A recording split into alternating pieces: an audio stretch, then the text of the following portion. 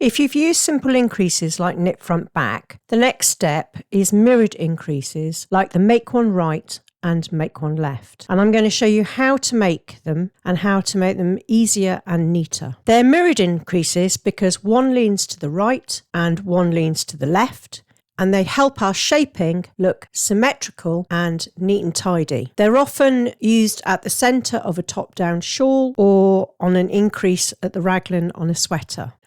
Both the make one right and make one left are made into the loop that sits between two stitches. To do the make one right, take your left needle tip and put it from the back of the work to the front under that loop of yarn. And you'll see it mounts onto your needle and slants rightwards. You want to work into that front loop, and it's quite tight. So what I try and do is to sort of pull that loop forward a bit and hold it with my finger so that I can get my needle into that stitch to work it. And you can see I have a right leaning increase. Then I work the centre stitch, and then we'll work a left leaning increase. Again, with the left needle tip, go under that strand, but this time from the front to the back. And you'll see that the loop is now mounted in a left leaning direction. You want to work into the back loop this time of that strand. So insert your needle into that back loop and work the stitch. And you can see you get a left leaning increase. Now it can be tricky to remember how to move your needle and mount that loop to make a right or left leaning increase. So I'll show you how I remember. So when I come to make my right leaning increase, you take your needle tip and you bring it right towards you, and the loop leans in a rightwards direction.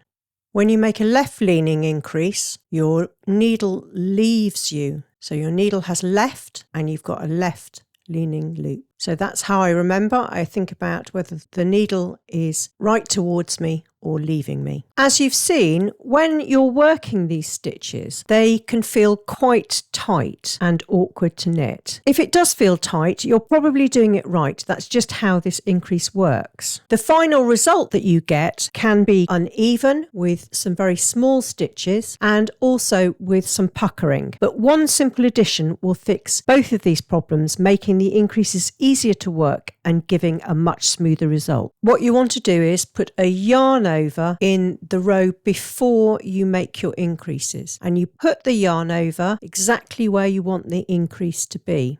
So you can see here I've got my centre stitch and I've got a yarn over on each side, and in this case I made the yarn over on the wrong side of the work, but you may be working in the round, so just make it on the row before. Then when you get to the position where you want to make your increase, you'll find you've got your yarn over. And we're going to use the extra yarn that this provides to give us some room to make our increase. So we drop the yarn over off our needle if we're making one right, and remount it from back to front so that you've got this right leaning loop. And then what you should find is that that loop is much easier to work into, and you get your right leaning increase. Then we'll work our center stitch, and we don't need to drop off the loop for a left leaning increase because you can see we've already got the loop mounted in the correct direction. We simply need to work into the back loop of it to make our left leaning increase, and then we can just carry on. You're working the exact same increase, you're just using that yarn over